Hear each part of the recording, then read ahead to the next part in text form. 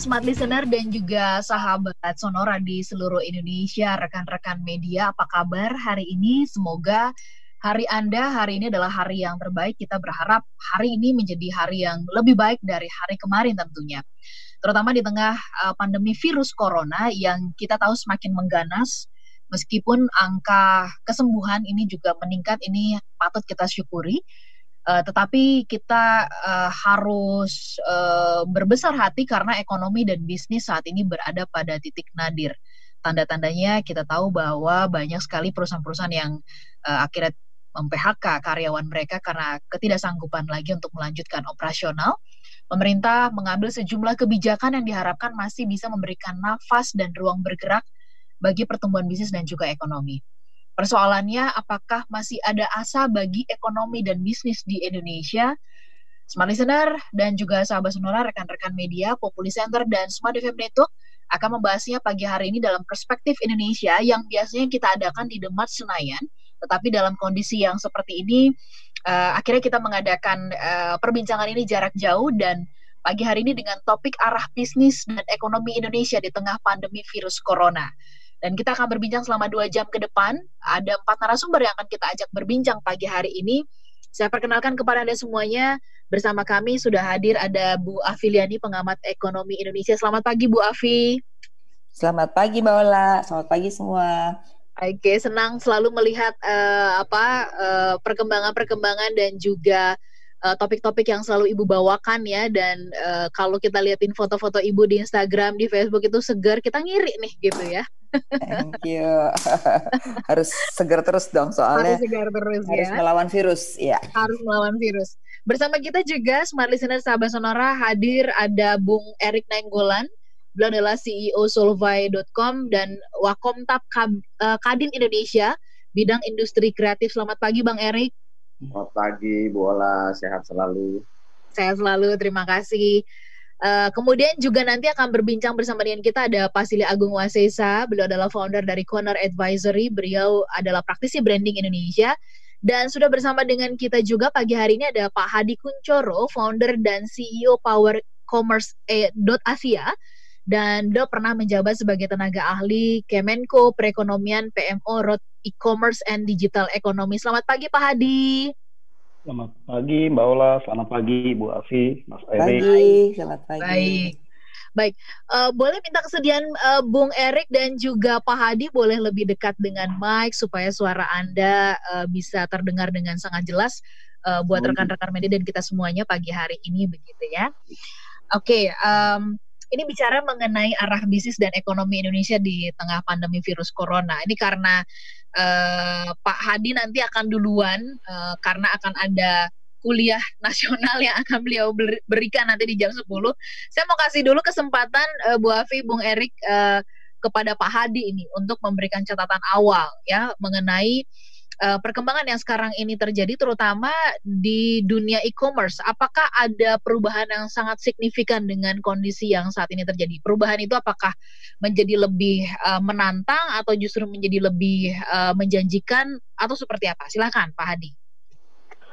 Baik, terima kasih Mbak Ola, semua Bu Afi, Pak Erik, again semuanya juga pendengar.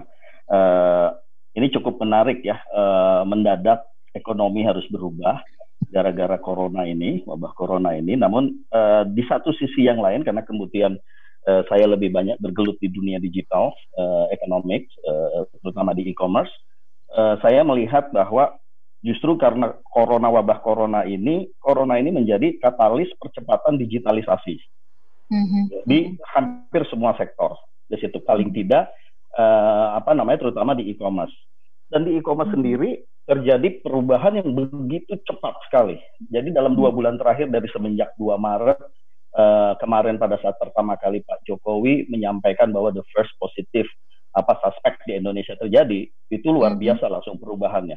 Namun dari sejak 2 Maret sampai kemarin itu terjadi beberapa kali perubahan kebijakan yang mengikuti kondisi situasinya.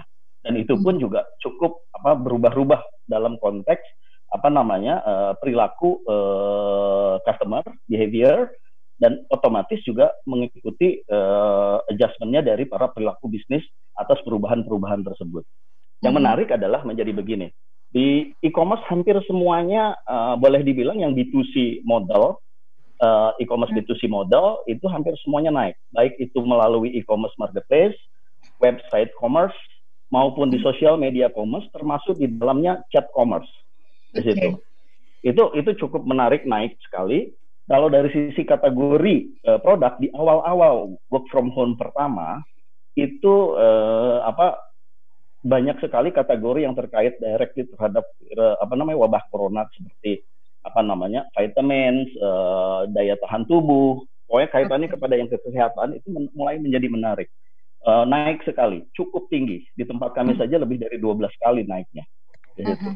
Dari hari-hari yang biasanya. Kemudian di fase kedua PSBB ini, terutama di work from home kedua dan berikutnya sampai sekarang, ini cukup menarik.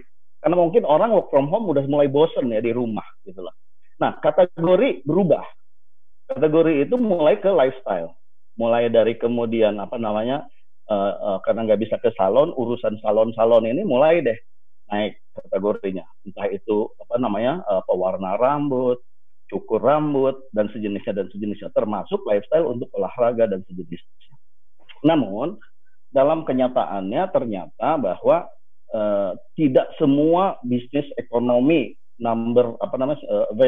value bisnis dari ekonomi, terutama di retail ya, yang dulu di offline itu tidak bisa semuanya diabsorb melalui e-commerce atau melalui online. Di situ artinya tetap aja walaupun e-commerce-nya naik, tapi volume of bisnisnya itu tetap menurun in the macro calculation ya, karena nggak bisa semuanya berpindah dan nggak bisa diabsorb melalui online semuanya di situ. Nah, termasuk di dalamnya yang paling berubah itu adalah di industri makanan. Di situ. Di awal-awal ini cukup mengerikan. Saya dalam konteks mengerikannya itu perubahan begitu sangat cepatnya ya di situ. Di awal-awal teman-teman yang di F&B yang punya retail offline F&B-nya itu berusaha keras mencari solusi, akhirnya semua ketemu solusinya mulai di work from home kedua, berubah menjadi menjual frozen dan kemudian marinated dan dijual dengan online atau dijual dengan chat commerce melalui messenger dan sejenisnya. Ternyata sekarang masuk kemudian ke puasa.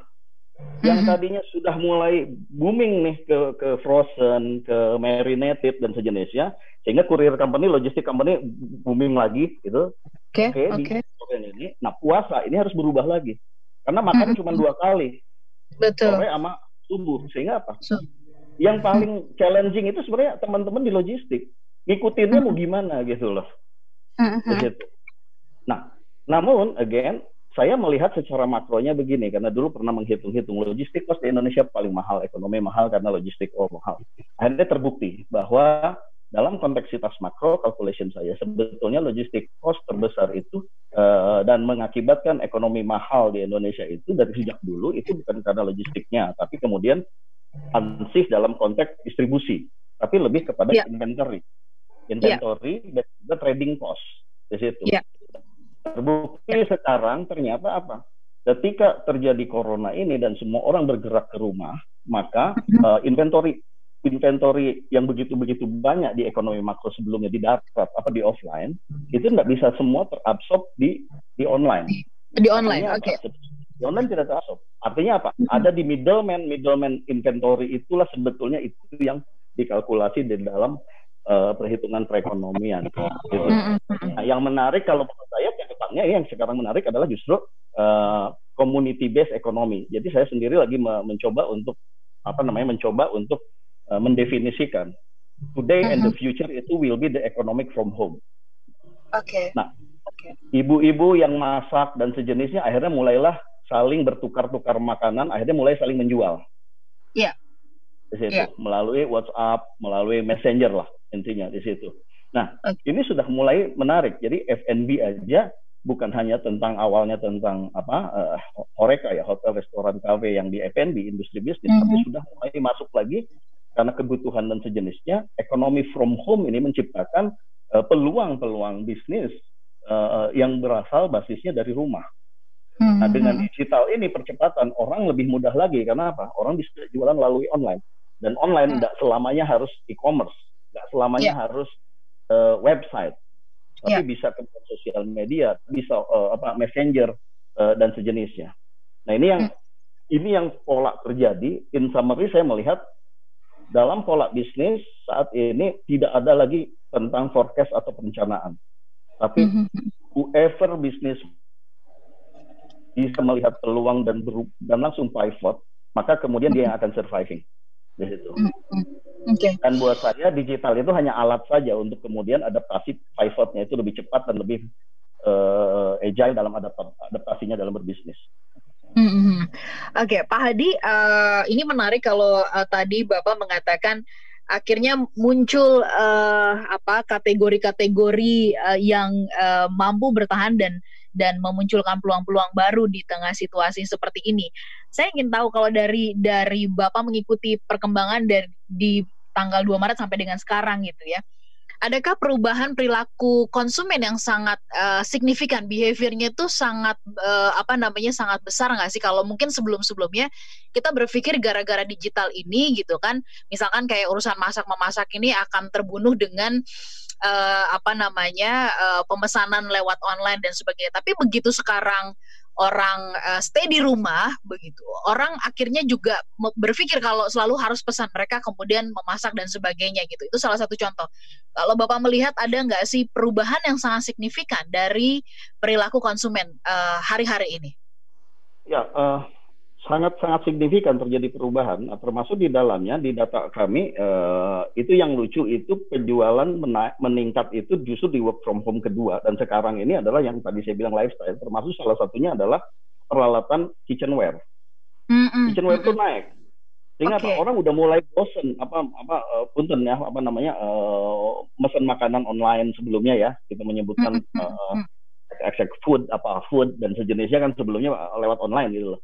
Akhirnya keluarga muda mulai ingin punya aktivitas di rumah, akhirnya masak dengan anak-anaknya. Akhirnya apa? Mulailah beli segala macam kitchenware, mulai dari mixernya beli, mulai beli oven beli dan sejenis. Akhirnya mulai naik penjualan itu. Dan itu perilaku itu berubah. Dan ternyata saya kebetulan nanganin juga, dan kebetulan juga punya industri kuliner juga di situ. Nah, jadi sekarang ini lucu gitu loh buat kami. Kami kan konsepnya membangun reseller kuliner ini dari sejak dulu pakai frozen food dan sejenis ya, dari awal kami udah punya reseller. Nah sekarang apa? Kolega-kolega kami yang sekarang senang memasak di rumah, akhirnya apa? Mereka juga membangun, akhirnya tadinya hanya untuk masak keluarganya, dan sekarang mulai masak, akhirnya mulailah membantu nebeng ke tempatnya kita menggunakan reseller collaboration di situ. Sehingga apa? Bukan hanya tentang order di F&B tadi yang saya cerita, perubahan itu, tapi juga perubahan terjadi, mereka ingin nyari masakan yang si keluarga ini biasanya masak karena dia orang mana dan sejenisnya. Itu terjadi perubahan di situ. Kedua, makanan daerah, oleh-oleh online itu jadi berubah juga di situ. Nah, yang ketiga yang menarik, perubahan terjadi begini, karena saya juga nanganin farmasis kliennya. Yang menarik adalah begini, kemarin daya tahan tubuh dan sejenis meningkatnya luar biasa. Sekarang sudah mulai steady, tapi dengan posisi dibandingkan sebelum corona ini, tetap angkanya jauh lebih tinggi dibandingkan sebelumnya di situ. Tapi fluktuasinya nggak luar biasa pas di awal-awal. Kenapa? Karena saya tidak tahu apakah kemudian mereka sudah nyetok atau kemudian saya sudah tahu ritmenya corona kayak gimana treatmentnya dan sejenisnya, sehingga dialihkan kepada alternatif lain. Olahraga, peralatan fitness, hiburan, lifestyle dan sejenisnya. Karena udah begitu, ini masuk ke minggu ke-6 kan gitu loh, di rumah di situ. Nah ini yang problem. Nah namun kemarin itu kan semenjak kemudian pemerintah dalam tanda petik lockdown transportasi, kan mulai kemarin itu penerbangan itu kan dibatasi, termasuk penerbangan kargo. Kemarin itu hanya sekarang itu kargo pun hanya ada di beberapa airport yang internasional besar. Nah, kita membayangkan jadi e-commerce akhirnya menjadi juga terbatas untuk di nationwide karena masalah transportasinya ini sendiri. Masalah transportasi ya. Karena semua akhirnya harus ke darat. Ke darat ya. Pak Hadi, ditahan dulu penjelasannya. Kita masih simpan suara dari Bu Afi dan juga Bung Erik, dan nanti kita akan berbincang dengan Pak Sili. Kita jeda sebentar, Smart Listener. Kalau tadi yang disampaikan oleh Pak Hadi ini memunculkan peluang-peluang, tapi kemudian juga kategori bisa sangat perilaku konsumen juga berubah, lalu kemudian kategori bertambah dan sebagainya. Nah, ini makin menimbulkan pertanyaan, kalau gitu arah ekonomi dan bisnis kita ke arah mana sih sebenarnya gitu ya? Benar-benar digital kah atau kayak gimana? Nanti kita bahas di sesi berikutnya. Tetap bersama dengan kami, smart listener dan juga rekan-rekan media, sahabat Sonora. Sabar sebentar, kami jeda untuk beberapa informasi berikut ini. Kita sambung nanti ya Bu Afi, Bung Erik, dan kemudian juga Pak Hadi. Dan juga sahabat Sonora, rekan-rekan media, sehat-sehat untuk Anda semuanya di kesempatan hari ini. Anda tetap bisa meliput ya, menuliskan nanti kabar baik dan juga perkembangan-perkembangan yang menarik dari dunia bisnis dan juga ekonomi Indonesia.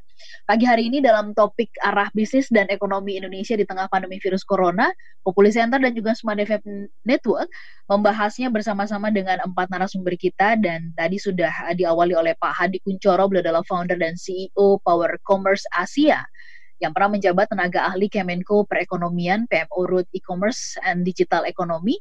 Kemudian nanti akan berbincang juga bersama dengan kita Pak Silih Agung Wasesa, founder Kuner Advisory, praktisi branding Indonesia. Kemudian ada Bung Erik Nainggolan, CEO Solvay.com, Wakomtap Kadin Indonesia, industri kreatif, dan kami juga masih menyimpan suara dari Ibu Afi Liani, pengamat ekonomi Indonesia. Bu Afi, Bang Erik, kita lanjut dulu kepada Pak Hadi sebentar karena Pak Hadi akan meninggalkan ruang kita sesaat lagi. Pak Hadi, kita sambung kembali perbincangannya Pak Hadi. Pak Hadi. Oke, iya, baik. Pak Hadi, kalau tadi Bapak mengatakan begitu ya, ini boleh dibilang ada banyak kategori-kategori yang berubah, yang semula kalau misalkan di bisnis e-commerce sendiri digital, barang-barang yang semula tidak terfikirkan ini jadi naik, misalkan seperti kayak frozen dan sebagainya, makanan-makanan frozen dan sebagainya, dan sekarang mendekat masuk ke bulan Ramadan, dan masuk ke periode WFH yang kedua, ini perilaku konsumen juga ada perubahan. Yang tadinya lebih senang kemudian memanfaatkan waktu luang dengan mungkin nonton dan sebagainya begitu ya, sekarang punya kegiatan menarik yaitu memasak, sehingga peralatan-peralatan kitchen ya itu juga mengalami peningkatan. Berarti ini ada perubahan lagi di arah ekonomi kita begitu, terutama yang e-commerce. Kalau begitu, Pak Hadi, apakah secara dini ini bisa dikatakan bahwa ini para pelaku bisnis, terutama pelaku bisnis e-commerce lagi mencari arah gitu ya, sekalipun sekarang hanya dengan digital bisa terhubung, apakah ini tetap sedang mencari arah ataukah sebenarnya arahnya sudah ketemu, sudah tahu, tapi masih belum tajam aja begitu? Silakan Pak Hadi.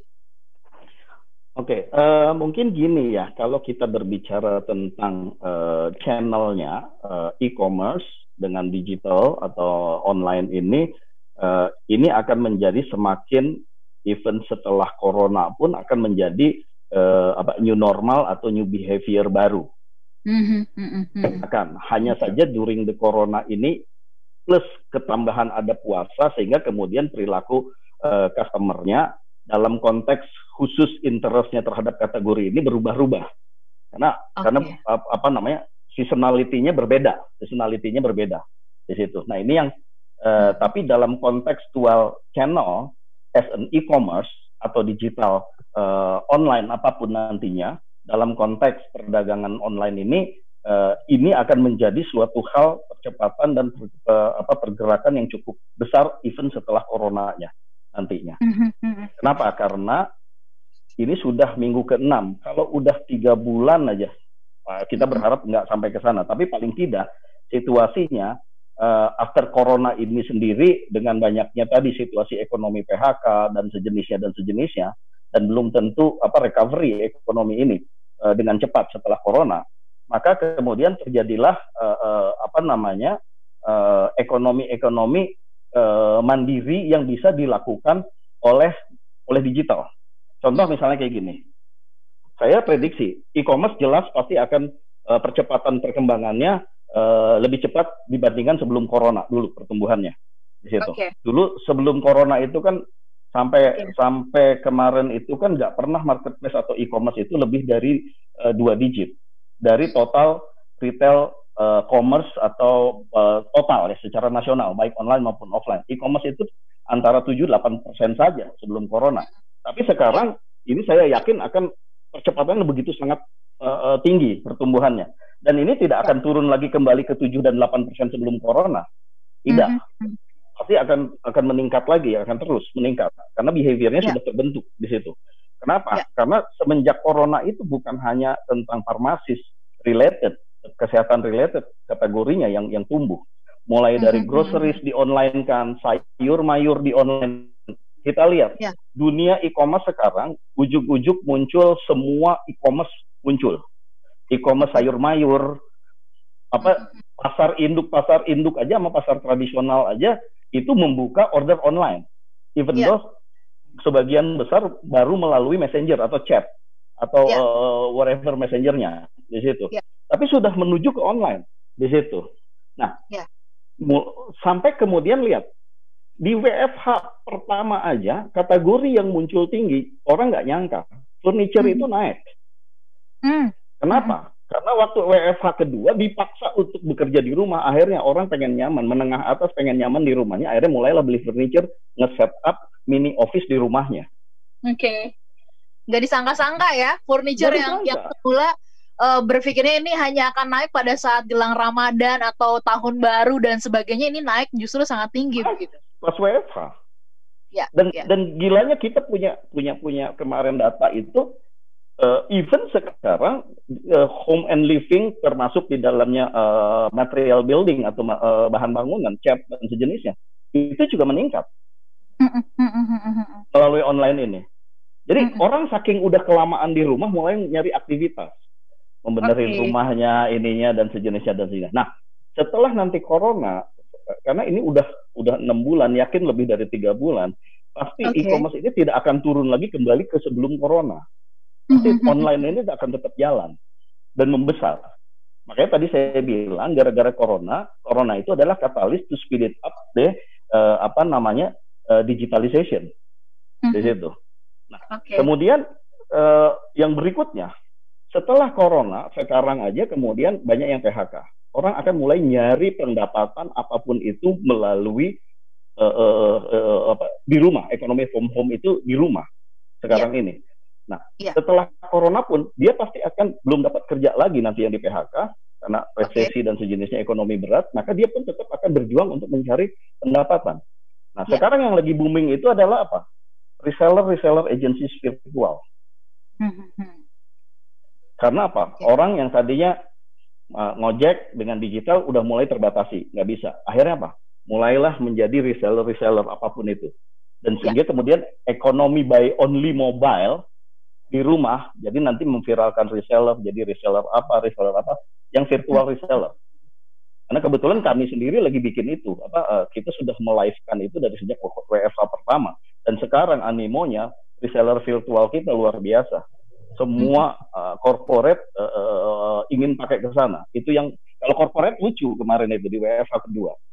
Ini kan teman-teman di corporate banyak pekerjanya yang nganggur, tapi kan mereka tetap harus bayar gaji. Karyawan. Karyawan harus tetap bayar gaji. Contoh misalnya SPG nggak bisa kerja karena apa? Retailnya pada tutup, mall-mallnya pada tutup, tapi mereka ada yang digaji karyawan. Begitu ribuan karyawan nganggur, tapi tetap digaji. Apa yang terjadi? Ini SPG dan karyawan kita shifting mereka menjadi agen-agen sales reseller virtual dari perusahaan tersebut. Jadi mereka di rumah tetap bekerja dan jualan. Tapi dengan menggunakan mobile, digital. Iya, jadi SPG-nya yang tadinya SPG di mall dia nggak bisa karena tetap digaji harus produktif. Akhirnya kita sediakan alat reseller virtual agencies platform dan mereka akhirnya tetap jualan kayak gitu. Nah, ketika itu terjadi di UKM pun terjadi yang tadi saya bilang. Ekonomi from home, ibu-ibu mulai jualan antar WA, antar grup, antar arisan dan sejenisnya, barter-barteran makanan, tapi udah mulai jual beli. Nah, inilah setelah after corona pun digitalisasi ekonomi from home ini akan terus terjadi. Tidak akan menurun, justru akan sangat meningkat begitu ya. Pak Hadi, saya sebentar ke Bu Afi karena ini menarik tadi Anda mengatakan akan muncul ekonomi mandiri. Nanti saya mau bahas lebih banyak dengan Bu Afi, tapi saya mau tanya kepada Bu Afi.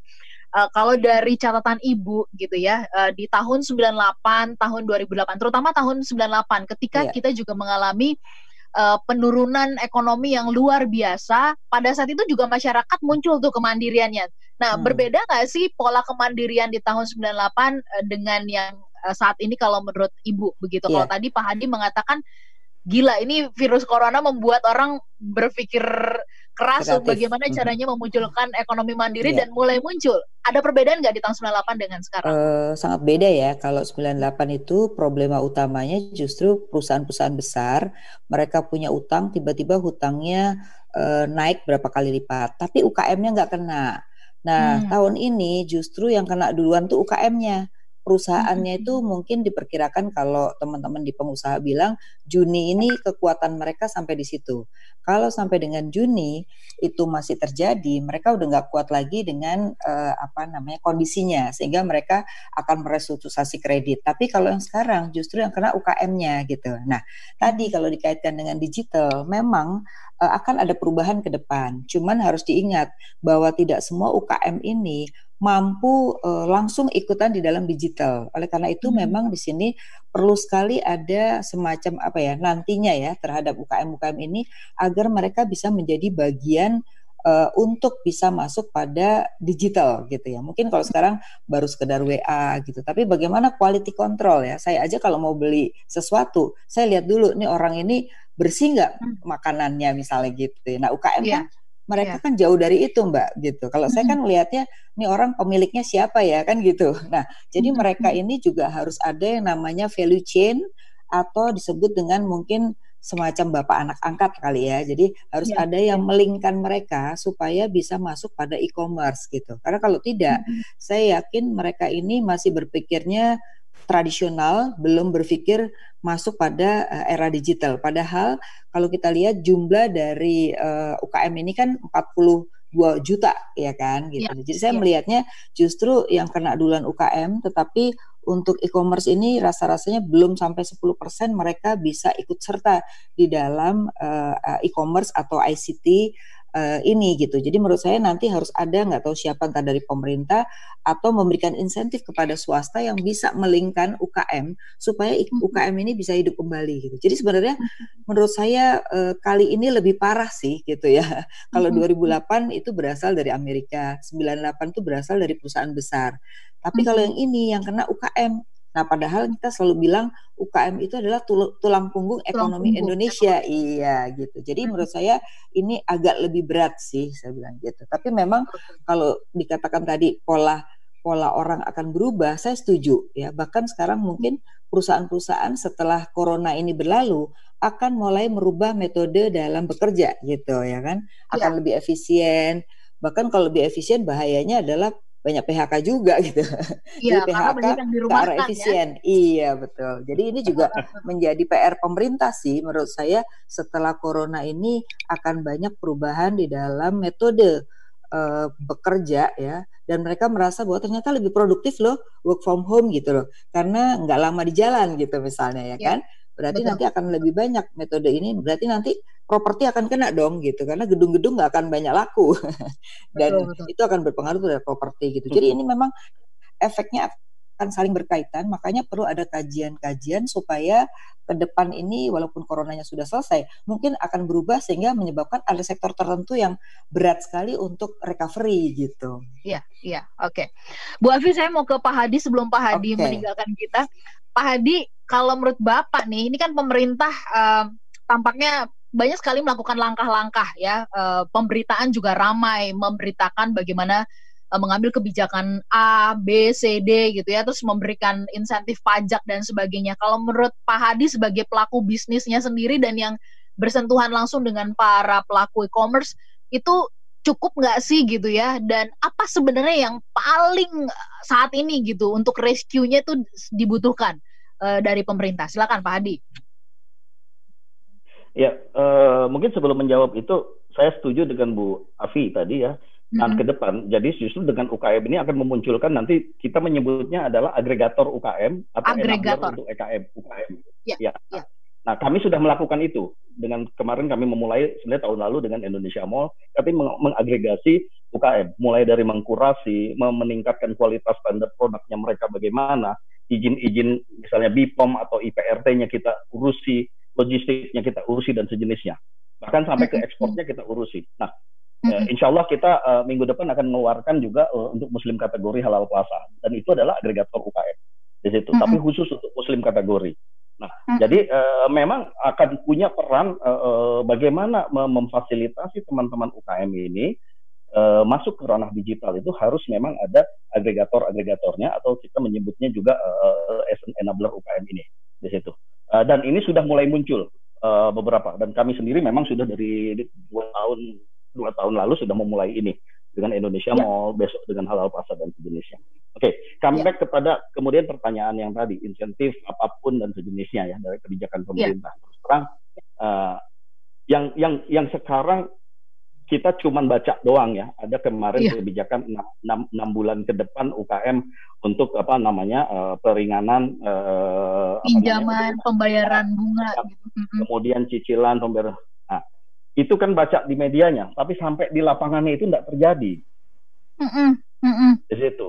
Nah, sehingga problematikanya itu bukan tentang kampanyenya, tapi bagaimana meresolusi mekanisme itu sampai kepada pelaku bisnis insentif program tersebut, dan bagaimana teman-teman di UKM terutama itu bisa memanfaatkan fasilitasnya itu di situ. Itu satu.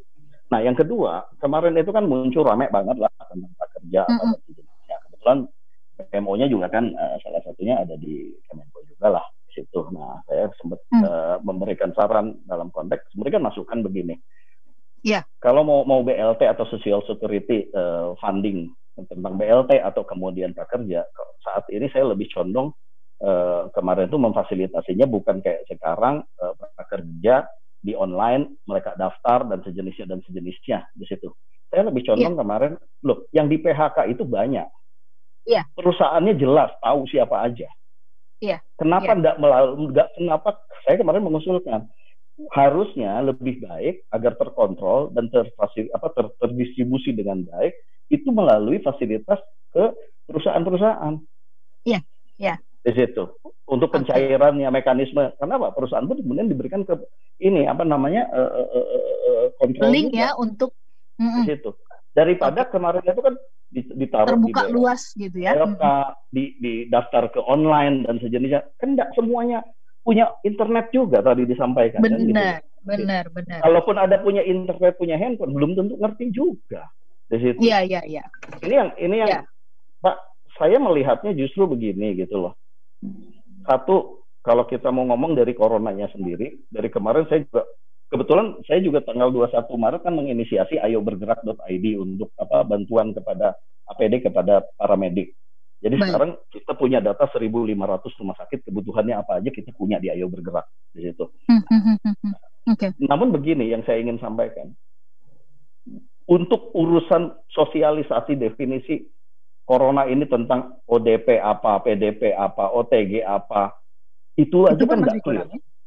Sehingga akhirnya terjadilah curigation antar tetangga dan sejenisnya. Betul. Di situ. Nah, itu yang dampaknya directly ke masyarakat di situ. Kita problematikanya di komunikasi dan sosialisasi kan gitu. Nah, ketika berbicaranya ke bisnis insentif di media, berbicaralah tentang insentif pajak, tentang cicilan dimudahkan ini dan sejenisnya. Tapi in reality kan nggak nyampe. Bagaimana mekanismenya? Lagi-lagi ini urusannya adalah komunikasi begitu ya Pak Hadi ya. Artinya ini baru sampai dalam tataran retorika, kira-kira kayak gitu, tapi aplikasinya masih belum terlihat begitu ya Pak Hadi? Saya belum melihat itu gitu loh. Terus terang aja, sudah oke ide programnya gitu loh. Cuman, dan setelah itu masyarakat I know that, and how. So what gitu ya? Exactly, and how to get that. Ya. Oke, Pak Hadi, terima kasih banyak sudah bersedia berbincang bersama dengan kami. Sukses nanti untuk acara di jam 10-nya ya. Dan nanti kita sambung lagi perbincangan kita di jam 3 sore nanti ya, bersama dengan Semada FM. Kita lanjut lagi. Bu Afi, Bu Erik, kita sambung nanti untuk satu sesi yang terakhir di part yang pertama, dan kita masih akan terus berbincang sampai dengan jam 11 siang nanti. Pak Hadi, terima kasih, sehat-sehat dan sukses untuk semua yang Anda lakukan. Smart Listener, sahabat Sonora, rekan-rekan media, kita masih akan berbincang. Tetap bersama dengan kami jeda sesaat untuk beberapa informasi. Smart Listener dan juga sahabat Sonora di seluruh Indonesia, pagi hari ini kami sedang berbincang berkaitan dengan arah ekonomi dan juga bisnis Indonesia di tengah pandemi virus corona. Dan bersama-sama dengan kami semuanya tadi sudah berbincang, ada Pak Hadi Kunchoro yang sudah mengawali. Beliau adalah founder dan CEO dari powercommerce.asia, pernah menjabat tenaga ahli Kemenko Perekonomian, PMO Road E-commerce and Digital Economy. Dan masih bersama dengan kita semuanya ada Bu Afi, pengamat ekonomi Indonesia, dan Bung Erik Nainggolan, CEO Zulfy.com, Wakomtap Kadin Indonesia, bidang industri kreatif. Sebelum saya ke Bang Erik yang pastinya nanti akan banyak memberikan insight bagaimana kemudian, oke, tadi Pak Hadi mengatakan ini sebenarnya adalah era momen yang bagus banget untuk membangkitkan ekonomi kita, terutama masyarakat dari rumah begitu ya. Tapi persoalannya menjadi tidak mudah karena kalau tadi Bu Afi di sesi sebelumnya mengatakan kalau tahun 98 yang terdampak itu lebih banyak adalah perusahaan-perusahaan besar, UKM nggak kena, justru yang sekarang kena itu adalah UKM.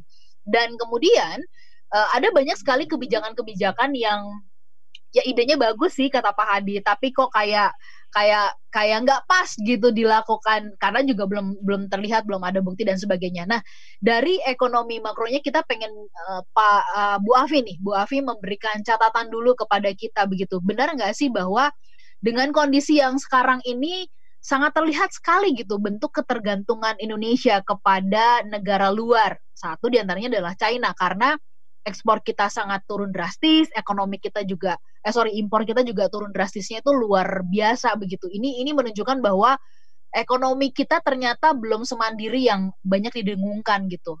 Perlambatannya juga luar biasa. Bu Afi silakan. Iya, kalau kita lihat sebenarnya sudah era lama itu terjadi namanya global value chain ya.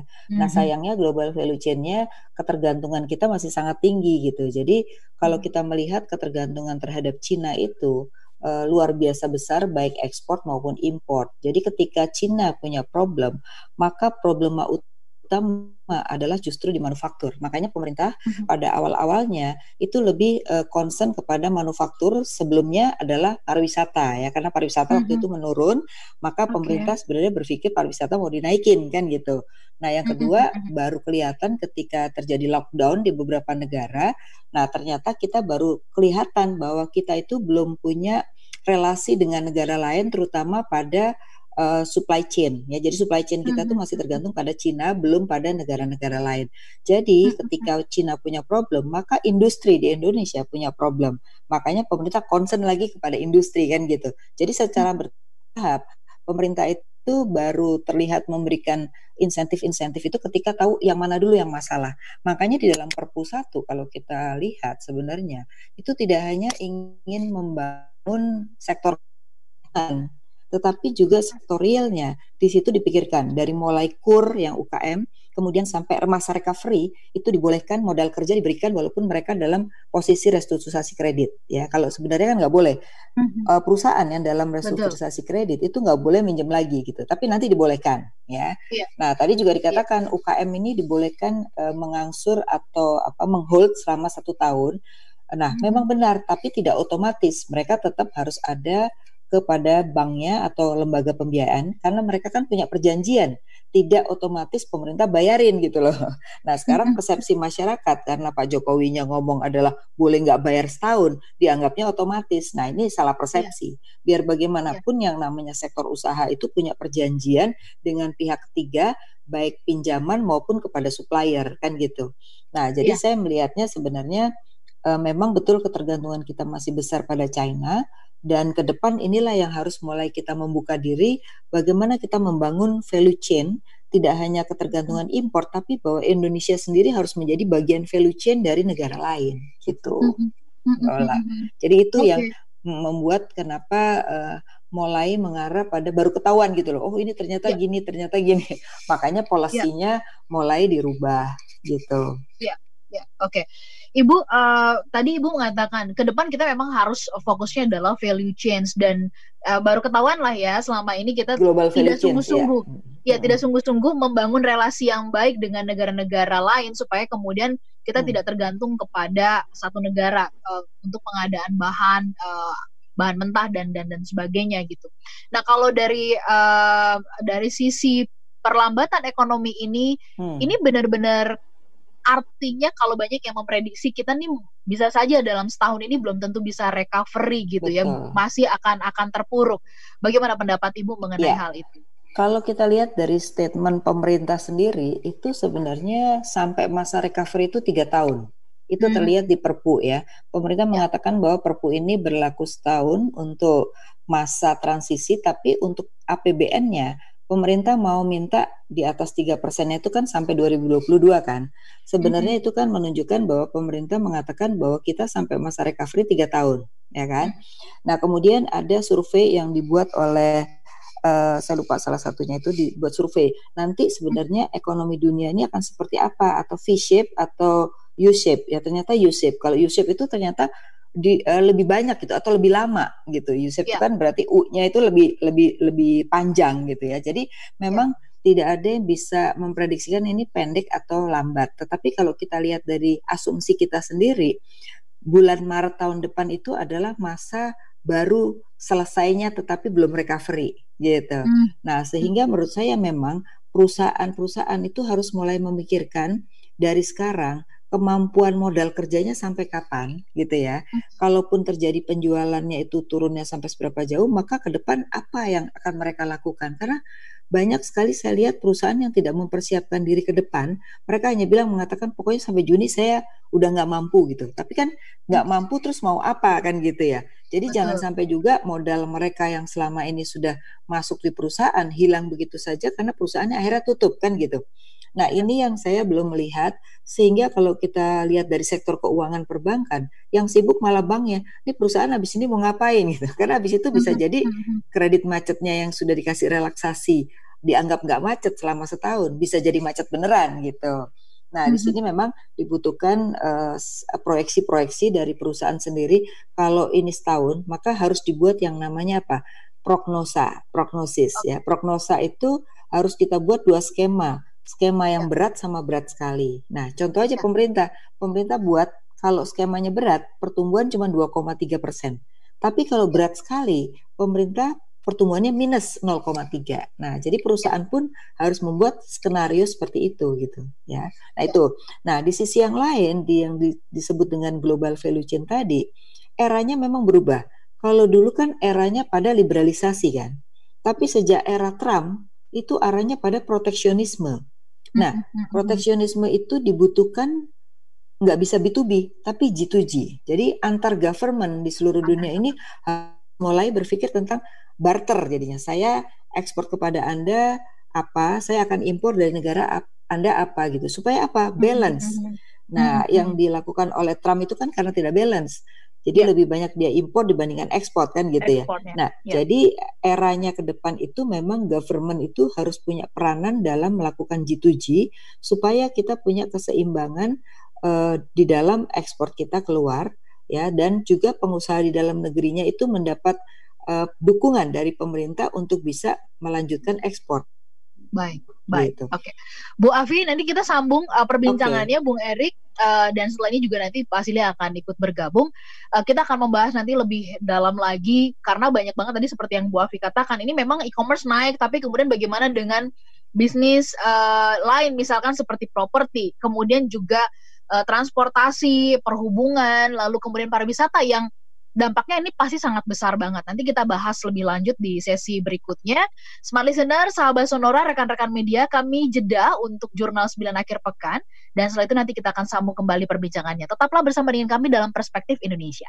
Smart Listener, sahabat Sonora, dan rekan-rekan media, terima kasih Anda masih menyimak Perspektif Indonesia paruh yang kedua, part yang kedua.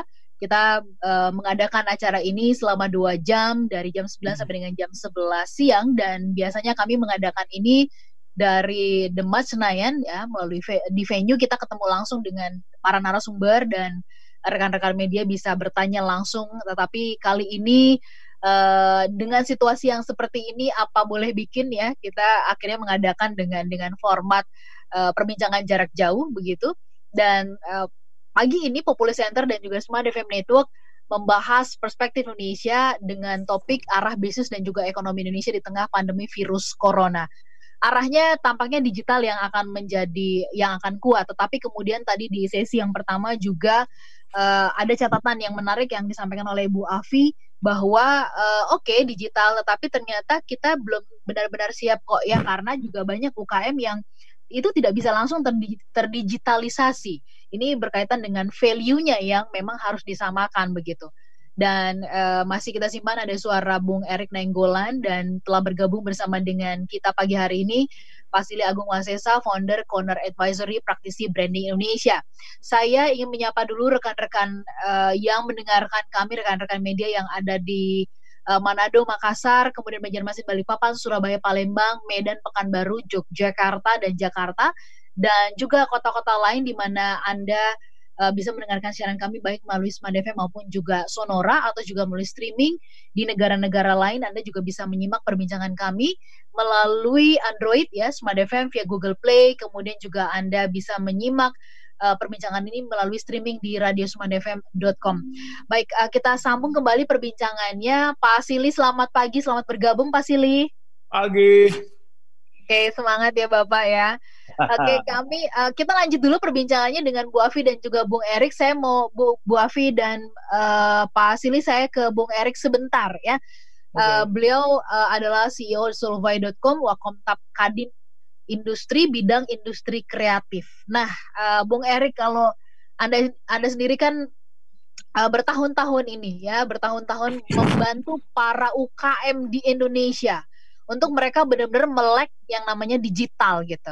Nah, sebelum corona ini terjadi dan saat ini terjadi, menurut Anda tantangannya jadi berbeda atau semakin besar nggak sih buat para UKM, terutama ya memang tadi seperti disampaikan oleh Bu Afi, ini belum semua digital loh, belum semuanya juga ngerti tuh mempergunakan terdigitalisasi itu seperti apa, walaupun mungkin paket datanya ada, internetnya ada. Silakan Bung Erik. Iya, selamat pagi semuanya teman-teman. Jadi memang benar saya punya misi itu dari dulu itu ingin melihat UKM-UKM kita ini bisa, kalau istilahnya Pak Adi tadi itu enabler ya, kita memampukan mereka dalam waktu cepat. Ternyata itu sangat sulit dan kita berbelasungkawa karena banyaknya korban yang jatuh di seluruh dunia dan Indonesia. Namun karena COVID ini, tapi kan berkahnya ini kalau kita lihat gelas yang kosong ya sama gelas berisi, digitalisasi atau modernisasi negara kita ini secara terpaksa ya, jadi di boost. Kalau saya bilang sih percepatannya bisa 70 sampai 80% terjadi proses boosting yang karbit ya terhadap generasi-generasi sama layer-layer masyarakat kita. Ada layer menengah ke atas, ada yang super gaptek, dan ini kerasa karena saya melakukan ini di platform kita yang bekerja sama dengan Kadin. Di Kadin ini kan industri kreatif, saya itu divisi pengembangan bisnis berbasis teknologi. Kemarin kita baru diskusi, kita sudah 5 kali diskusi dengan tim prakerja dan platform-platform yang melakukan kerjasama dengan para kerja Go Idea. Ada banyak nama-nama besar di situ ya, unicorn juga di situ. Kita udah diskusi 5 kali. Kendalanya itu muter-muter, memang kita juga ada fenomena kaget di sini ya. Idenya seperti Pak Adi bilang tadi memang bagus, tapi kelihatan lagi gelombang problemnya. Dan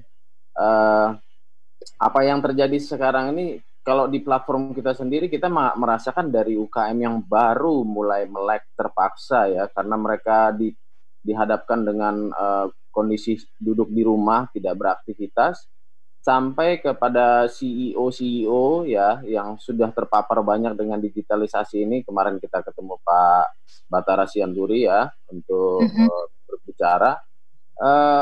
Memang kita ini negara yang cukup masif dan problemnya agak banyak. Kalau saya ditanya, saya sih akan setuju dengan Pak Hadi tadi, yaitu kita fokus di program enabler kita. Kita agregator kita harus mempercepat. Walaupun COVID ini sudah membantu secara masif, tapi banyak sekali yang harus kita lakukan agar yang pertama kita semua bisa survive. Karena tidak ada yang tahu saat ini. Semuanya dugaan, ada 3 macam dugaan saat ini di pemerintah, yang pesimis, optimis, sama mediocre ya. Yang pesimis itu sampai Februari 2021, bayangkan saja. Nah, jadi menurut saya, kalau saya ditanya, karena saya bermain di teknologi, kita adalah enabler, kita adalah edutech. Cukup surprise juga sih, kemarin ada UKM yang baru mulai belajar digitalisasi, tapi karena sifat pekerjaannya banyak bersinggungan juga dengan perbankan, dia kok ngomong mau buat aplikasi fintech. Coba bayangin, Bu Ola ya. Jadi sebenarnya orang Indonesia ini wawasannya siap-siap aja sih untuk untuk mau dibawa ke kecepatan berapa akselerasi. Cuma kan kita harus melakukan ini secara masif. Mudah-mudahan pemerintah bisa lakukan ini dengan pihak-pihak yang siap membantu. Oke. Ini secara masif, tetapi kemudian butuh tangan dingin dari pemerintah. Sebelum ke Pak Sili, saya balik ke Bu Afi. Ibu, tadi Ibu mengatakan bahwa mungkin selama ini pemerintah tuh fokusnya adalah kepada manufacture concernnya kepada manufacture, tapi kemudian dalam kondisi yang seperti ini akhirnya ya harus berpikir 2 kali 3 kali begitu ya. Dan ketika sempat pemerintah fokus untuk memperbaiki pariwisata dan sebagainya, justru di saat ini pariwisata bisa jadi adalah sektor yang cukup mengalami kerugian tinggi gitu ya. Kemudian juga transportasi perhubungan, apalagi kemudian setelah pemerintah menetapkan nggak boleh mudik, terus kemudian juga maskapai dilarang terbang sampai dengan pertengahan Juni gitu. Ini benar-benar sangat mereka terdampak sekali. Jadi kalau menurut Ibu, kalau misalkan ini arahnya kayaknya tampaknya memang nanti semuanya akan ke arah digital dan sebagainya. Tetapi di tengah situasi kayak gini, pariwisata gimana mau hidup, perhubungan gimana mau hidup dengan digital ini? Bagaimana catatan Ibu mengenai hal ini? Iya, jadi sebenarnya untuk tahap awal, jadi kita ada 3 tahap paling tidak. Tahap awal itu adalah tahap yang sudah terjadi sekarang, apa yang mesti dilakukan pemerintah. Kemudian nanti kedua adalah tahap ketika mau recovery, ya kan? Nah, kita lihat dulu tahap yang pertama ini sebenarnya dalam Perpu sudah sangat jelas. Pemerintah sebenarnya dari sisi sektorial itu adalah entah itu perusahaan, entah e-commerce dan lain-lain. Di sisi yang lain, di sektor keuangan, itu sebenarnya sudah ada polisinya. Salah satunya polisi yang dipikirkan pemerintah adalah kebanyakan orang akan punya problem dengan penjualan, belum tentu untung kan gitu ya. Maka diberikan kredit itu dibolehkan 1 tahun itu adalah bisa hanya bunganya, bisa cicilannya atau kedua-duanya itu 1 tahun. Apa artinya? Artinya selama 1 tahun walaupun mereka itu belum mengangsur, tetapi perbankannya itu diberikan relaksasi, dia nggak dikategorikan sebagai debitur yang macet gitu, tapi dianggap lancar gitu. Nah, memang nanti perlu ditinjau kembali kalau menurut saya. Ketika Desember nanti ternyata kelihatannya belum recovery, ininya harus relaksasinya itu harus diperpanjang gitu. Karena kan kita belum tahu COVID ini sampai kapan kan gitu. Yang penting adalah pemerintah melihat aja situasinya, jangan dipaksakan pokoknya begini gitu, jangan. Menurut saya kita harus lihat dulu situasinya. Nah, itu salah satu yang dibantu oleh pemerintah dari sisi relaksasi ya. Nah, yang kedua apa yang dibantu? Yang dibantu adalah ketika mereka sudah restruktur gak punya uang, tapi mereka nih butuh modal kerja nih. Kalau nggak ada modal kerja dia nggak bisa melanjutkan perusahaannya. Dikasih relaksasi juga, dibolehkan gitu. Artinya bank diberi kesempatan untuk tetap boleh memberikan kredit kalau memang si debitur ini membutuhkan. Memang yang harus dicermati di sini adalah jangan sampai ada penumpang gelap, yaitu moral hazard ya kan. Takutnya dia minjem uang, ternyata uangnya nggak dibuat untuk perusahaannya, tapi dipegang untuk cash misalnya atau untuk yang lain. Nah, itu juga memang di sini sangat dibutuhkan ada proses governance-nya sehingga tidak terjadi seperti kasus 2008 bahwa ini disalahgunakan, bahkan dulu yang meras adalah justru pemiliknya misalnya gitu ya. Nah, jadi menurut saya pemerintah dalam koridor ini sudah memberikan bantuan dari sisi yang ada sekarang. Tapi belum sampai pemerintah memberikan insentif pada perusahaan-perusahaan tadi misalnya e-commerce yang menjadi agregator misalnya gitu ya. Nah itu belum sampai ke sana. Tapi ke depan pada masa recovery atau masa future, saya rasa ini perlu dipikirkan oleh pemerintah karena kalau tidak UKM kita ini nggak akan pernah bisa survive lagi gitu. Karena apa? Metodenya sudah mulai berubah, sedangkan UKM kita belum berubah. Maka agregator-agregator itu yang tadi disampaikan oleh Pak Kunchoro tadi ya, itu menurut saya memang harus dimulai dari sekarang dan mulai mungkin asosiasi memberikan masukan kepada pemerintah apa sih insentifnya yang dibutuhkan, kemudian baik insentifnya kepada agregatornya maupun insentifnya kepada UKM-nya. Nah, biasanya kalau ada insentif, mereka tuh berlomba-lomba untuk mau melakukan. Tapi kalau nggak ada insentif, mereka merasa apa bedanya antara sekarang dengan harus masuk begitu. Nah ini juga mungkin perlu pada ketika masa recovery. Oleh karena itu sekarang saatnya lah asosiasi membuat kajian-kajian yang nanti akan diberikan kepada pemerintah untuk memberikan insentif. Gitu Mbak Ola. Jadi ada tahapannya menurut saya. Ada tahapannya. Oke. Ibu, apakah ada dua pertanyaan yang menarik yang ingin saya coba tajamkan, ingin gali.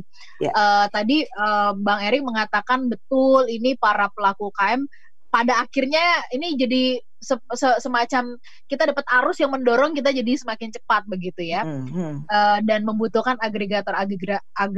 Apakah ini menandakan bahwa ada peluang untuk para investor di bidang ini nih gitu yang benar-benar sangat terbuka luas banget.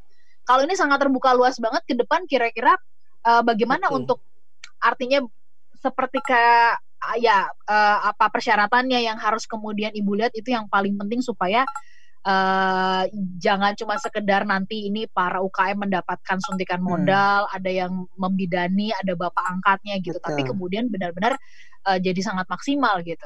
Oke, problemnya sebenarnya bukan di agregatornya, problemnya tuh di UKM-nya. Saya sudah melihat ada beberapa e-commerce yang akhirnya tutup atau bahkan mereka sudah mulai ngos-ngosan gitu ya.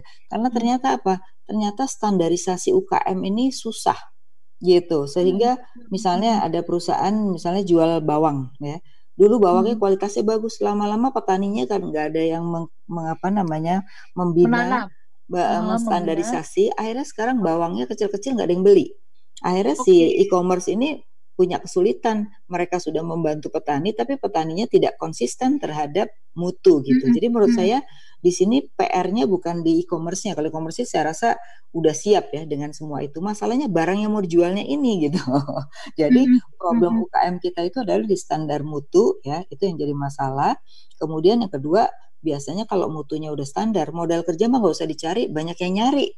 Orang yang punya duit pasti malah nyari UKM-nya gitu Mbak. Nah, jadi di sini tugas agregator itu tidak hanya sekedar menjualkan, tapi bagaimana mereka juga menstandarisasi gitu. Karena kalau e-commerce yang sudah terkenal sekarang Mbak, itu lebih gini, masuk kategori apa enggak? Kalau nggak masuk kategori ya nggak diterima. Nah, kalau gitu caranya berarti hanya sedikit dong UKM yang bisa masuk kan gitu ya. Tapi kalau kita ingin UKM kita bisa masuk lebih banyak ya harus mulai pada standarisasi dan metode kerja UKM itu pun wajib. Apalagi kalau e-commerce ini nantinya adalah ekspor, Mbak, itu mereka akan melihat kondisi pabriknya gimana, kualitas pabriknya, kan gitu. Jadi nggak mudah, padahal kita tahu UKM kayak apa sih, di rumahnya pabriknya kan gitu ya. Jadi ini juga menjadi problem yang harus diselesaikan menurut saya. Kalau tidak ya percuma aja UKM hanya sebagai hanya sebagai politik aja akhirnya, tidak benar-benar mereka bisa survive dan naik kelas gitu. Jadi persoalannya bukan soal di modal karena ini banyak banget kok sebenarnya investor yang mau naruh duitnya di sini gitu ya. Sekarang nih investor banyak kelebihan uang, malah bingung naruh di mana. Kelebihan duit. Masalahnya itu tadi. Soal standar tadi ya. Betul. Pertanyaannya nanti ke Bung Erik, ini kan Anda di Kadin gitu, harusnya kemudian yang menetapkan standar tuh siapa sih dan standar itu berdasarkan apa sih gitu ya. Ada Pak Silih juga nanti kita ajak bicara mengenai bagaimana kemudian membuat brand atau branding dari UKM ini benar-benar memang naik dengan momen yang seperti ini. Kita jeda sebentar ya, Bu Afi, Pak Silly, dan juga Bung Erik. Kita sambung kembali nanti perbincangannya. Rekan-rekan media, Smart Listener dan juga sahabat Sonora tetap bersama dengan kami dalam Perspektif Indonesia. Smart Listener dan juga sahabat Sonora, rekan-rekan media yang pagi hari ini bersama-sama dengan kami. Kami tengah membahas arah bisnis dan ekonomi Indonesia di tengah pandemi virus corona.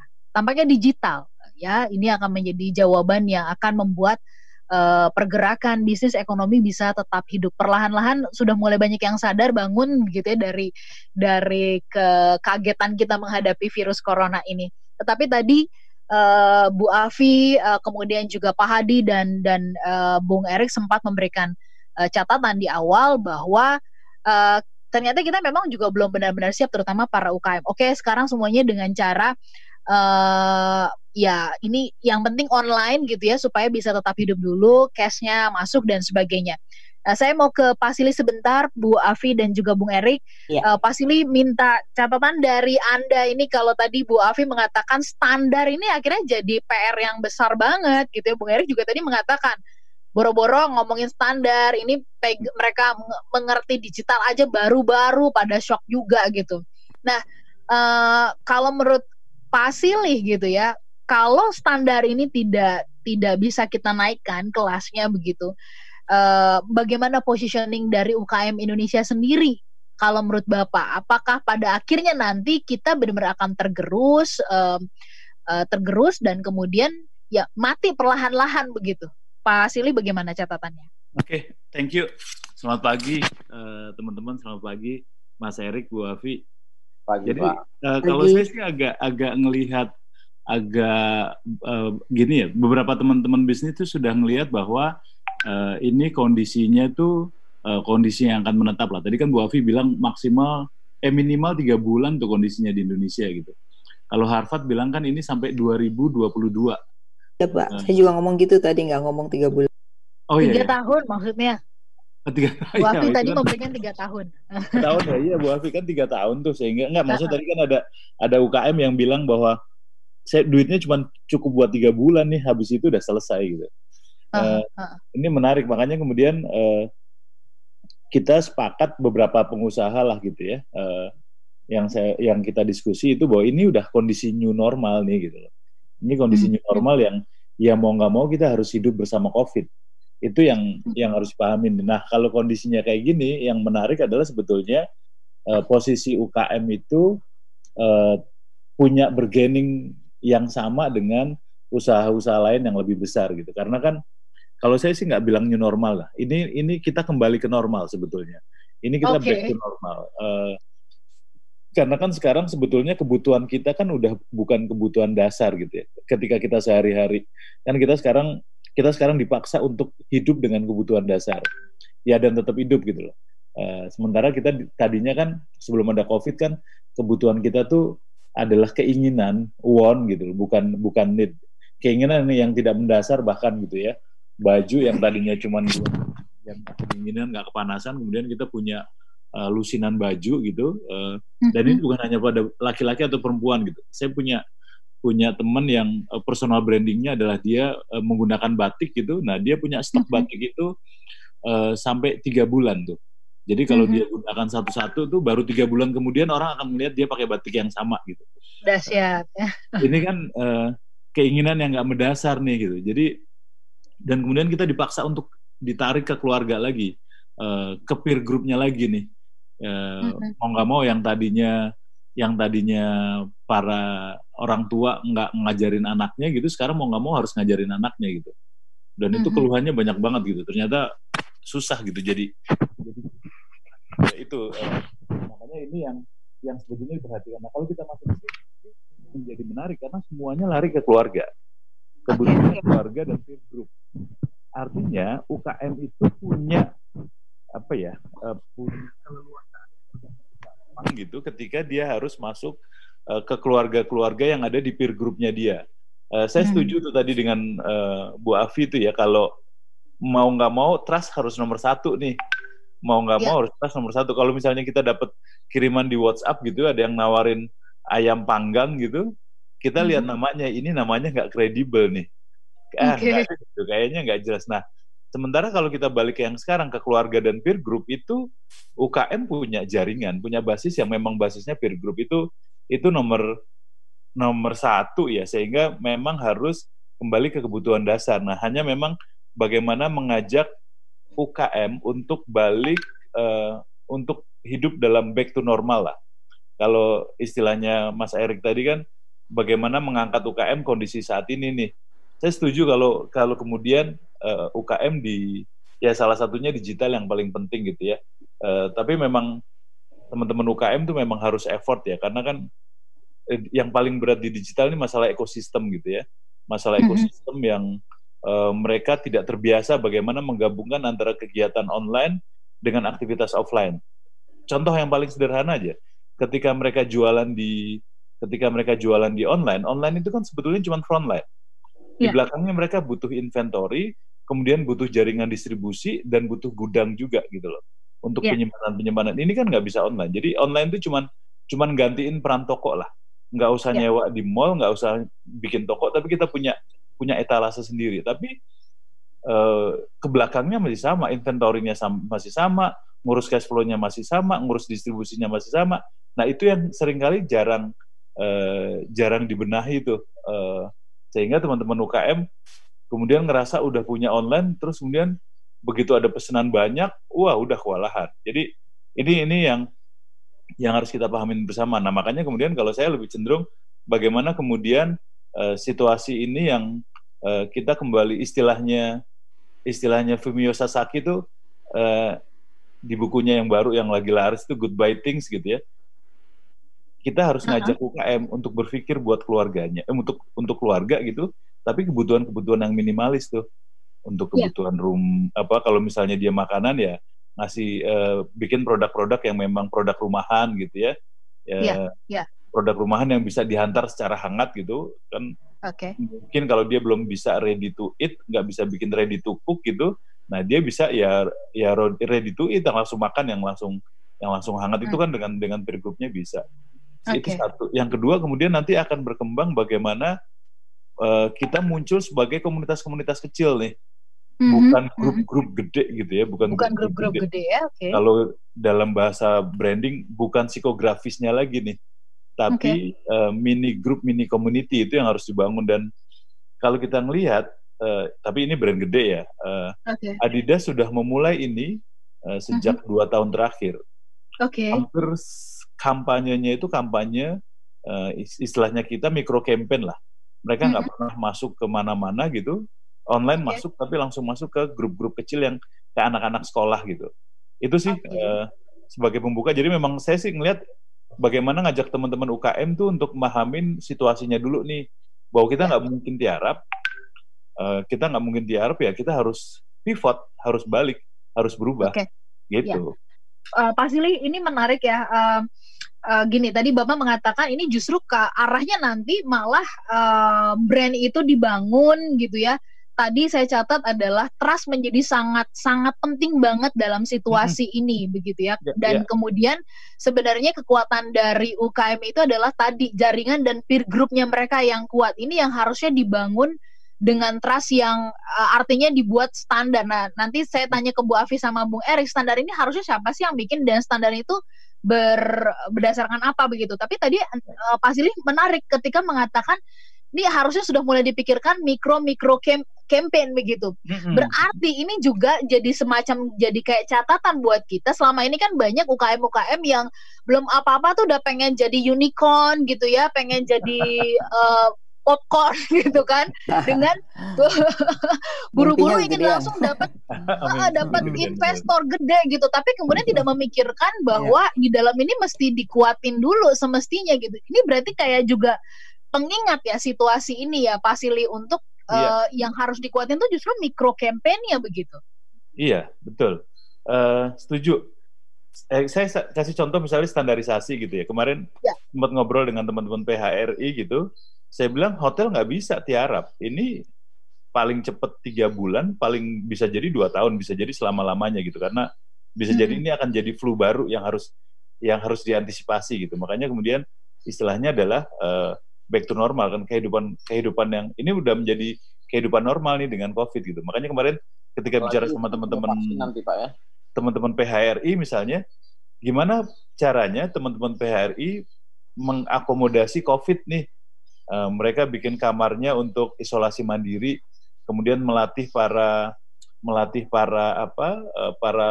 karyawannya gitu untuk bisa melakukan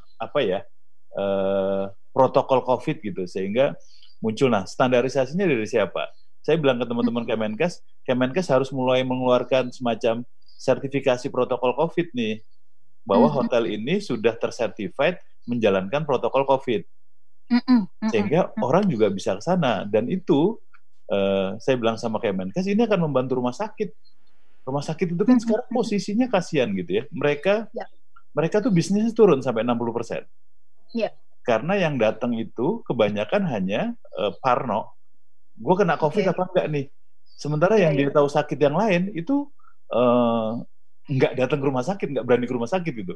Walaupun tahu bahwa rumah sakit itu hanya rumah sakit rujukan itu ada beberapa gitu. Tapi sekarang tuh rumah sakit menjadi drop karena orang kemudian nggak mau ke rumah sakit. Nah ini kan butuh, kalau misalnya Kemenkes kerjasama sama Kemenpar gitu ya, mereka bikin semacam sertifikasi protokol COVID, ini menjadi salah satu contoh standar. Gitu sih, Mbak Ola. Oke. Saya ke Bang Erik sebelum kita jeda. Bang Erik minta catatan dari Anda sedikit nih ya. Berarti kalau gitu, selama ini kalau dikeluhkan oleh para UKM, masalah terbesar mereka itu adalah karena nggak ada modal gitu ya. Itu kurang tepat ya. Karena sebenarnya kan lewat jaringan, lewat peer group, lewat kelompok-kelompok yang kecil, mereka sebenarnya sudah bisa memulai dan artinya nggak harus tunggu jadi unicorn dulu untuk mereka bisa hidup. Itu pun sebenarnya sudah bisa dilakukan, dan modal bukan satu-satunya masalah yang terbesar, begitu Bung Erik? Iya benar. Barusan saya ada ngirim ini berhubungan dengan ini, saya ngirim ke Bu Ola ada sebuah gambar dari Pinver, yaitu 17 industri atau pivoting baru yang muncul post COVID-19. Share screen aja Mas. Tadi saya mau share screen, kayaknya harus ada Nanti saya share juga ke Bu Afi sama Pak Silih. Jadi ini 17 industri baru, saya mau nunjukin satu aja deh, yang nomor 6 deh. Yaitu ini UKM bisa langsung terjun, pemerintah bisa terjun langsung. Tapi kalau kita mau ngomong nasional, kita perhatikan aja ini 17 industri baru yang sudah terjadi. Nomor 6 itu data collaboration remotely gitu. Data collaboration atau knowledge collaboration ini, UKM itu punya data semua yang nggak tersentuh selama ini sama pemerintah. Bahkan asosiasinya sendiri, kalau kita ngomong Kadin, asosiasinya sendiri nggak tahu data apa yang mereka punya dan apa kondisi mereka saat ini. Investor, siapa sih yang nggak mau invest, ya kan? Kalau ternyata meledaknya kebutuhan sayur saat ini bukan 30%, ternyata 800%. Cuma nggak ada yang bisa meladeni. Yang diliput media semua adalah hebohnya, kewalahannya, yang permintaan besar sekarang yang dilayani oleh segelintir UKM yang sudah online. Jadi kalau kita lihat 17 industri ini, kita sudah seperti dibilang tadi, ya ini the new normal. Waktu saya pernah ngomong sama Pak Batara Sianturi, dia bilang 70% orang akan tetap begini setelah COVID selesai. Karena mereka akan berpikir, kalau ini bisa dijalankan begini, ngapain kita kembali ke yang sebelumnya gitu ya. Nah, kalau Ibu Ola lihat 17 industri ini udah cukup sibuk Smart FM untuk bahas ini 17 minggu ke depan. Oke. Baik. Ini menarik, saya jadi kepikiran Bu Afi, apakah dengan kondisi yang kayak gini ini malah justru jadi mengajari kita akhirnya Indonesia tuh benar-benar jadi negara agraris beneran loh. Dan kemudian nanti jualannya adalah jualan digital gitu. Kita nggak perlu impor bawang putih ke Cina lagi gitu kan, karena kita sendiri udah bisa memenuhi kebutuhan kita. Nanti kita sambung di sesi yang terakhir ya Bu Afi, Bang Erik dan juga Pak Silih. Kami jeda sesaat, Smart Listener, sahabat Sonora, rekan-rekan media, untuk satu sesi yang terakhir. Smart Listener dan juga sahabat Sonora, rekan-rekan media, kita sambung untuk satu sesi yang terakhir. Tapi jangan khawatir buat Anda yang baru saja bergabung. Program ini ada siaran ulangnya di hari Minggu dari jam 4 sampai dengan jam 6 sore. Jadi Anda bisa kembali menyimak perbincangan seru kami pagi ini besok di hari Minggu dari jam 4 sore sampai dengan jam 6 sore. Pak Silly, Bang Erik dan juga Bu Afi, kita lanjut ini ngobrolin soal arah bagi ekonomi dan juga bisnis ekonomi Indonesia di tengah pandemi virus corona. Bu Afi, saya jadi kepikiran nih. Tadi Pak Silly mengatakan bahwa ini justru kita kayak dibalikin kepada kondisi normal yang sesungguhnya gitu ya, dan harusnya mulai dibangun, dikuatin mini-mini grup, mikro-mikro campaign gitu kan, karena nanti pada akhirnya orang bukan lagi mempertimbangkan hal yang lain, tapi juga bukan psikografis, tapi benar-benar ini dari hal-hal yang kecil begitu.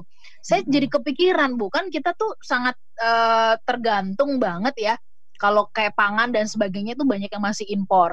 Terus tadi juga Bang Erik cerita gitu, banyak membantu UKM-UKM itu membuat platform kayak misalkan adalah bawangmerah.com dan sebagainya. Apakah ini sebenarnya jadi kayak isyarat juga buat kita semuanya gitu ya? Bisa jadi pertanian kita tuh akan benar-benar jadi hidup banget dengan kondisi ini, dan nanti arah jualannya atau salurannya adalah dengan digital. Gimana pendapat? Ya, saya lihat memang sudah mulai ada perubahan ya. Orang-orang yang pensiunan sekarang mulai bikin hidroponik ya. Kemudian mereka beli tanah, berkebun buah gitu. Jadi arahnya sudah back to basics-nya sudah ada. Cuman problemnya adalah tidak mencapai skala ekonomi. Jadi harga menurut saya tidak bisa kompetitif, itu yang menjadi masalah. Makanya menurut saya di sini kalau back to basic itu harus bicara economic of scale. Jadi misalnya kalau jagung itu minimal berapa sih harus punya kebun gitu kan. Nah kalau punya sendiri kan nggak mungkin. Maka disinilah sebenarnya mereka akan satu dengan yang lainnya itu akan mulai tahu apabila ada informasi mengenai minimal berapa, harga berapa. Karena kalau harga terlalu mahal, menurut saya ketika kondisi normal juga nggak akan dipilih gitu kan. Kalau sekarang mungkin karena orang terpaksa tahunya cuma itu, atau kondisinya sangat terbatas, ya dibeli aja gitu. Jadi menurut saya benar tuh back to basic, tapi bahwa ke depan itu arah competitiveness harus tetap. Karena kalau era ekspor impor sudah jalan, buah lebih murah dari luar, orang tetap akhirnya dari import lagi kan gitu ujung-ujungnya kan. Jadi kita bicara tentang competitiveness juga dari sisi harga barang, itu yang pertama ya. Nah yang kedua, memang kalau saya lihat problem kita yang mengerjakan itu kan kebanyakan di sektor pertanian itu pada orang-orang yang unskilled labor kan gitu ya, yang rendah gitu. Nah kenapa bisnis sawit yang paling sukses? Karena bisnis sawit itu ada bisnis plasma inti ya. Plasma inti itu adalah kalau plasmanya nggak jual ke inti, nggak bakal jual sendiri gitu. Tapi intinya juga memberikan syarat standar kualitasnya harus gimana, pakai pupuknya kayak apa gitu. Tapi kalau yang di luar itu kan nggak ada, Mbak. Sehingga itulah yang menyebabkan kenapa standarisasi daripada di luar dari itu masih menjadi problema besar gitu. Nah di sini memang menurut saya kalau kita bicara platform saja nggak cukup. Platform itu kan hanya tinggal mendelivery saja pada pasar ya. Tapi bahwa di balik itu menurut saya tugas pemerintah sebenarnya harus kembali to basic juga. Zaman dulu tuh pemerintah menetapkan standar ya. Bahkan mereka punya yang namanya kayak bulognya gitulah ya. Tapi sekarang udah nggak perlu lah dengan adanya e-commerce. Fungsi bulog menurut saya udah nggak perlu lagi sebenarnya gitu ya. Nah tetapi itu tadi ujung-ujungnya adalah standarisasi. Nah siapa yang menetapkan? Ya tergantung. Kalau departemen perindustrian ya berbagai industri itu harus ada standar kalau yang di dalam negeri. Tapi kalau itu harus diekspor atau akan diekspor, tentunya standar itu mengikuti dari negara masing-masing yang akan kita jadikan negara ekspor, karena mereka biasanya minta standar yang berbeda-beda walaupun barangnya sama gitu. Jadi menurut saya makanya tadi saya selalu bicara tentang global value chain tuh, pemerintah dalam hal ini Departemen Perindustrian tuh harus tahu di dalam global value chain Indonesia tuh masuk di chain yang mana gitu, sehingga kita tahu kebutuhan negara Jerman misalnya dari Indonesia apa, kebutuhan Pakistan dari Indonesia apa, sehingga mungkin berbeda-beda kebutuhan dari setiap negara untuk menjadi bagian dari kita global value chain. Nah disitulah insentif diberikan kepada yang menjadi bagian global value chain. Jadi jangan diberikan pada semua investor. Akibatnya semua orang minta, pemerintahnya defisit juga makin gede gitu ya. Tapi juga tidak menciptakan nilai tambah yang besar gitu Mbak. Jadi menurut saya memang di sini nggak hanya sekadar UKM dengan bisnis e-commerce, tapi di sini menjadi bagian besar dari peluang bisnis secara G2G, tidak hanya di dalam negeri gitu. Oke. Berarti arahnya tadi kalau boleh kita pertajam, kita perjelas adalah balik kepada global value chain study. Ini artinya Indonesia harusnya dalam hal ini pemerintah merumuskan begitu ya sebenarnya yang paling dibutuhkan itu apa. Jadi kita tidak membabi buta gitu, semuanya dibuka, keran dibuka kayak gitu gitu ya. Betul sekali. Baik. Kalau kita belajar dari Cina juga begitu, mereka tidak memproduksi kedelai hitam lagi, tapi dia benar-benar lahannya itu untuk yang namanya buah dan sayur hidroponik yang ekspornya jauh lebih tinggi sekarang dibandingkan impor daripada kedelai hitam dia gitu misalnya. Itu contoh seperti itu. Oke. Bang Erik, kalau tadi Bu Afi mengatakan gitu, lagi-lagi memang UKM satu hal, kita ajak dia untuk naik kelas satu hal begitu, tetapi standar ini tetap harus menjadi yang utama supaya kemudian kita bukan cuma sekedar bisa memenuhi kebutuhan dua rumah dari rumah kita gitu, tapi ini benar-benar masuk ke skala ekonomi. Kalau menurut Bang Erik ini masih panjang nggak masih panjang nggak PR-nya, dan bagaimana kemudian perusahaan-perusahaan seperti Solvay ini bisa memfasilitasi itu, Bang? Ya, jadi kemarin seperti tadi saya sampaikan, kita diskusi sama beberapa pemain besar yang mencoba membantu pemerintah program prakerja. Banyak disinggung masalah standar. Pada waktu kita ngomong standar, kita kembali ke asosiasi-asosiasi di bawah Kadin. Asosiasi-asosiasi di bawah Kadin punya dalam tanda petik orang-orang yang kompeten dalam industrinya. Apakah mereka punya standar? Enggak juga, gitu loh. Jadi menurut saya telur atau ayam duluan. Enggak, doesn't matter menurut saya. Kalau kita ketemu waktu saya di HIPMI, waktu saya ketemu sama delegasi dari negara-negara Amerika, Belanda, yang ditanya database kok. Kemampuan Anda bagaimana? HIPMI bagaimana kemampuan Anda untuk mengekspor misalnya berapa ratus ton bawang setiap bulan? Kita harus cari data, ya kan? Sedangkan hubungan kita pada waktu itu ngomong ke delegasi Amerika, waktu itu mereka dalam rangka Pacific Alliance itu yang dibuat sama Obama. Itu G2G kan G2G. Kita mau bangun nih alliance untuk Pasifik yang akhirnya Indonesia tolak. Tapi kembalinya ya kami juga mau berbasis data. Anda menyatakan begini, industri ini dari asosiasi atau dari komunitas, yaitu back to basic lagi, UKM-nya sendiri punya data nggak? Kita nggak ada gitu. Kenapa kita nggak punya data? Karena kita belum melakukan apa yang sudah dilakukan di negara lain. Di Amerika itu UKM itu udah pakai PayPal semua. UKM sudah disetujui untuk punya credit card gitu. Nah, sampai hari ini kita nggak bisa lakukan itu. Kenapa nggak bisa? Karena mereka tidak tahu bagaimana caranya bayar credit card. Kenapa nggak bisa bayar credit card? Karena mereka nggak bisa jual barang. Kenapa nggak bisa jual barang? Karena nggak bisa foto. Kenapa nggak bisa foto? Karena nggak ngerti foto. Kan gitu. Nah, dari situ mereka nggak akan terekspos sama industri yang besar. Kalau mereka tidak akan pernah dapat orderan satu kontainer, mereka nggak akan pernah pikirkan kemampuan untuk menyetok quantity. Kan gitu kan. Jadi sebenarnya kalau ditanya saya sih, kemarin kita ngomong di Kadin, kita memulai dari mana? Mau UKM-nya duluan didigitalisasi juga nggak apa-apa, kita lakukan karena banyak unicorn yang bisa membantu, atau dari asosiasi yang agak-agak sulit sedikit menurut saya malah. Kalau asosiasi mau mulai, ya dia nggak ada pressure, dia nggak ada demand ya. Cuma atas dasar ya kita mau melakukan ini atau tidak saat ini. Tapi kalau UKM dia punya kebutuhan yang sangat mendasar saat ini, mereka harus survive. Gitu. Oke. Kebutuhan yang sangat mendasar. Manakah yang harus didahului? Tadi Bang Erik mengatakan bahwa fine, kita mulai saja dulu. Nanti standar akan mengikuti kemudian begitu. Nah, bagaimana dengan catatan? Saya mau komentarin ya. Saya setuju, bukan berarti itu sekarang harus standarisasi. Tetapi kan sudah terbukti bahwa kalau UKM yang mereka tidak standar, dalam arti bawang yang tadinya misalnya besarnya sebesar jempol tiba-tiba jadi sebesar kelingking misalnya, nggak laku lagi gitu loh. Jadi maksud saya, ini kan kita bicara UKM bukan hari ini aja, kita bicara tentang perbaikan ke depan. Jadi standarisasi itu menurut saya otomatis akan membuat dia survive apa enggak si UKM.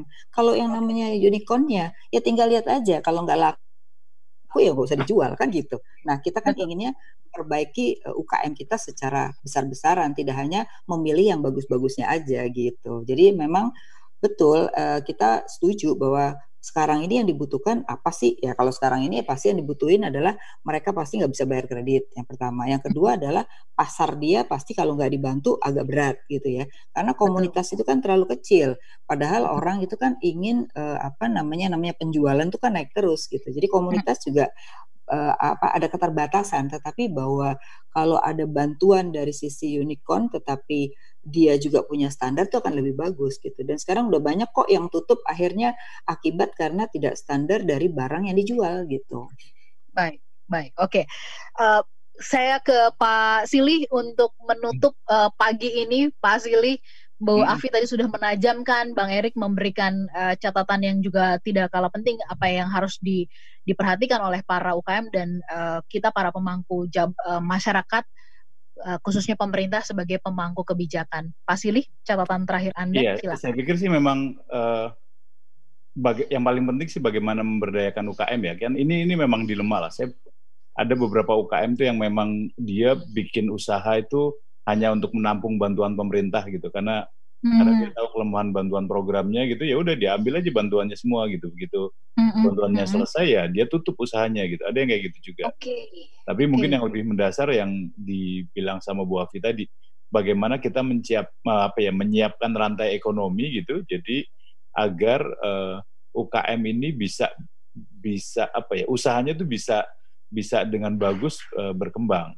Saya lihat contoh yang paling sederhana deh, kalau kita balik ke Selandia Baru gitu ya. Selandia Baru itu bagaimana melindungi petani madunya itu luar biasa gitu. Madu itu sama sekali nggak boleh masuk ke Selandia Baru at any reason dengan segala kualitas. Walaupun sebetulnya kita punya kualitas madu yang jauh lebih bagus daripada kualitas Selandia Baru gitu, daripada Manuka tuh jauh lebih bagus. Tapi kan ini persoalan bagaimana Selandia Baru menjaga rantai ekonomi petani gitu ya. Termasuk kemudian kalau pemerintah ngejaga kalau ada yang bandel nih gitu. Kalau sekarang kan banyak tuh pengumpul-pengumpul yang bandel tuh nahan apapun lah. Nahan beras, nahan masker, nahan APD gitu. Saya ya gimana pun kemudian membuat kita menjadi teringat zaman Orde Baru dulu gitu ya. Terlepas dari mereka sangat otoriter gitu. Dulu kan masih ingat tuh kalau ada pedagang beras yang jual harga beras di atas harga pengumuman jam 9, berita jam 9 malam, besoknya hilang tuh pedagang beras gitu loh. Nah ini sekarang peran ini ya nggak se-ekstrim itu, tapi peran ini nggak dilakukan nih sama pemerintah. Jadi menurut saya sih rantai ekonomi harus dijaga sama pemerintah sebagai pemilik legalitas, bukan dikuasai oleh pemerintah gitu loh. Itu sih. Baik. Oke, Pak Silih, Bu Afi, Bang Erik, dan juga Pak Hadi, obrolan pagi ini ternyata meluas dan sebenarnya makin menarik untuk kita bahas ya. Kita akan janjian lagi nanti lain waktu untuk membahas ini, bisa jadi kita akan adakan di sesi atau bentuk yang berbeda. Dan Smart Listener dan juga sahabat Sonora, mudah-mudahan dari apa yang tadi disampaikan oleh Bu Afi, Bang Erik, Pak Hadi, dan juga Pak Silih tergambar bahwa sebenarnya memang arahnya harusnya pemerintah pegang kendali digital menjadi salah satu platform yang mumpuni pada saat ini, tetapi kemudian rantainya harus tetap terjaga dan kemudian standar yang akan mempertahankan hidup dan matinya itu juga harus mendapatkan perhatian. Mudah-mudahan dari apa yang kita bahas pagi ini kita semuanya bisa mendapatkan insight dan mengambil bagian untuk bagaimana ekonomi dan bisnis di Indonesia bisa tetap hidup dan juga bertumbuh. Sekali lagi Bu Afi, terima kasih untuk kesediaannya pagi hari ini. Bang Erik, terima kasih untuk kesediaannya. Pak Silih, terima kasih ya. Jangan bosan-bosan untuk menginspirasi Indonesia. Dan saya koreksi, siaran ulang dari perbincangan ini di hari Minggu dari jam 3 sampai dengan jam 5 sore. Karena di jam 6 kita bersiap-siap untuk menyambut buka puasa begitu. Baik, kita ketemu lagi pekan depan dalam Perspektif Indonesia. Kami semua yang hadir pagi ini dan juga kru Smart FM Populi Center mengucapkan terima kasih. Kita ketemu lagi pekan depan. Selamat pagi dan sampai jumpa. Pagi. Telah Anda simak Perspektif Indonesia.